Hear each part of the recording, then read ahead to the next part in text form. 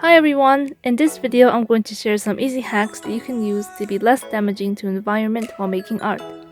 Millions of trees are cut down every year and a lot of that goes to paper products, so try to save more paper. If the backside of the paper is clean, then use it.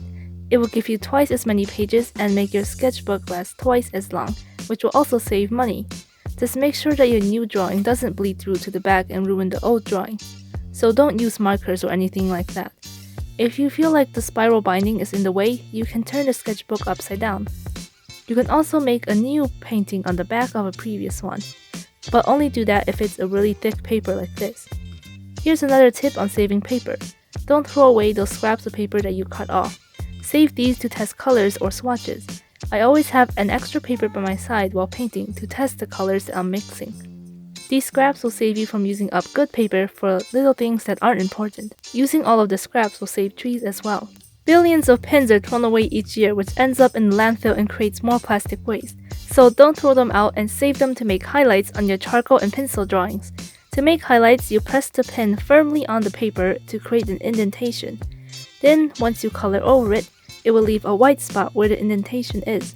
Pretty cool, right? This is a real technique that artists use to create super fine details.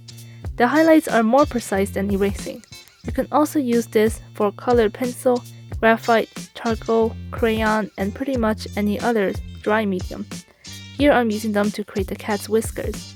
Plastic pens can take hundreds of years to decompose. It's better to save and reuse them rather than letting them be trash in the environment for centuries. Once I colored over my indentations, you can see that the pen created these super thin white whiskers in my drawing. Do you have teeny tiny colored pencil stubs like these? Mine aren't even that small. Some people have even smaller stubs. These are tiny pencils that are uncomfortable to hold and sharpen, so some people might throw them away, but that would just create more trash in the landfill. So how do we get the most out of our colored pencils? You can use empty pens to create a pencil extender. This hack is like a 2-in-1 since it saves pens and colored pencil. Try attaching a cap to the pencil to see if it fits. Not every pen cap will fit, so try different sizes. Then start stacking them on top of each other like this. Try many different types because some caps stick better than others. Ta-da! Now I have a normal sized pencil, and it's surprisingly sturdy. I can hit it or put pressure and it doesn't break easily. Of course, you can add glue if you want it to be extra secure, but I think mine is already pretty good.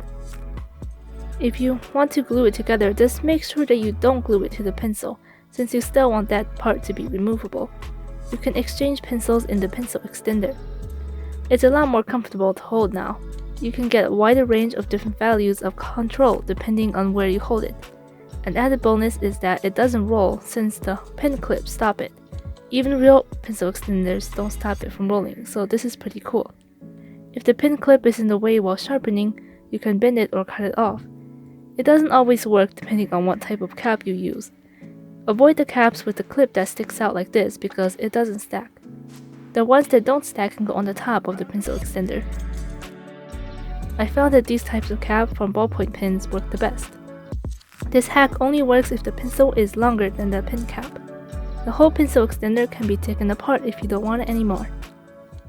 Water is an important part of our lives and a very important resource on Earth. This next hack will help you save a lot of water while doing watercolor painting. Use 2 jars, one jar for cleaning off your brush, and another jar for picking up clean water to add onto your painting. When I was using one jar, I would rinse off my brush and then I would pick up the same dirty water to add onto my painting. This means that I had to change the water a lot to keep it clean. With this method, the second jar won't get dirty, so you don't have to keep changing it to get clean water. Also, you don't have to worry about changing the dirty jar, since that's only for cleaning your brush off. This method saves a lot of water, as using one jar made me refill it every few minutes. Do not fill the jars all the way up to the top. You only need a little bit of water on the bottom because that's just for rinsing. Same goes for the clean jar. A little bit of water goes a long way. If you have extra water in the clean jar, you can save it for the next painting instead of dumping. Another way to reduce waste is to replace paper towels with a reusable cloth. When painting, you can wipe down your brushes or excess paint and water. With paper towels, I'd have to throw away the paper every time and that creates a lot of waste in the landfill. Paper towel also uses up trees, so by using a cloth, it's better for the environment. At the end, you can wash the cloth and reuse it again. One of the things we use the most while painting is paint. Try to reduce your waste by squeezing out less paint. When I was in school, we would squeeze out so much paint. It was almost the size of a circle as big as my palm. And then we would just wash all of that down the drain. It was really wasteful, and I can't believe the school drain wasn't clogged up. Anyway, I suggest starting with a coin-sized amount first if you're doing a small to medium-sized painting. You can always add more paint later if you need it. I know some people say that they want to squeeze out a lot of paint because it's hard to mix the same color again, but I have a tip for that. Whenever you're making a new color, write down and remember the colors that you mixed to create it. This will help you mix a very similar color next time. And you don't need to squeeze out a lot of the excess paint. But if you do end up with a lot of excess paint, here's the next hack on what you need to do. Part of reducing waste is using your materials as much as you can.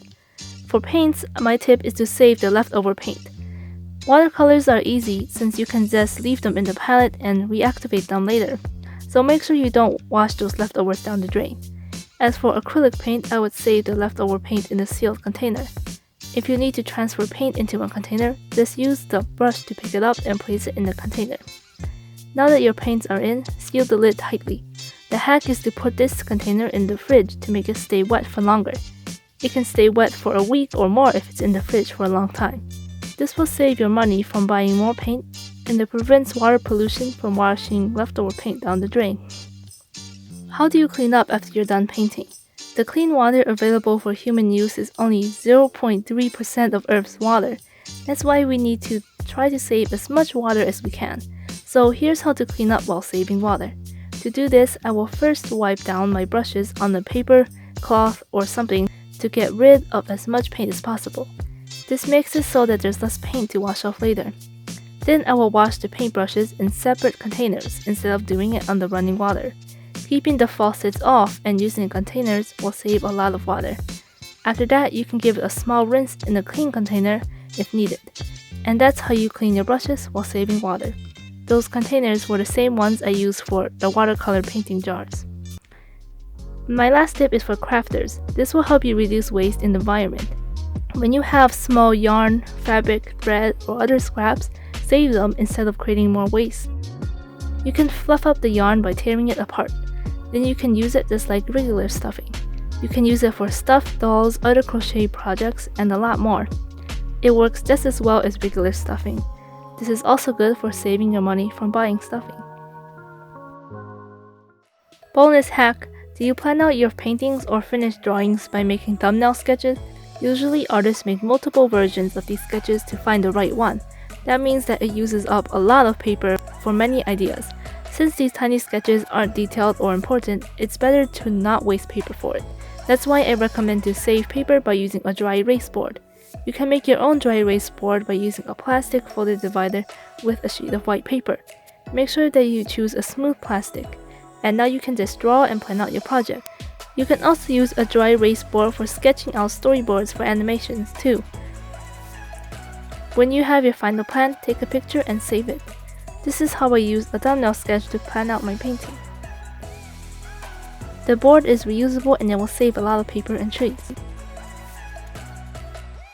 This might seem like a small impact, but if we look at the whole world, there's going to be millions of people making this small impact, and that adds up.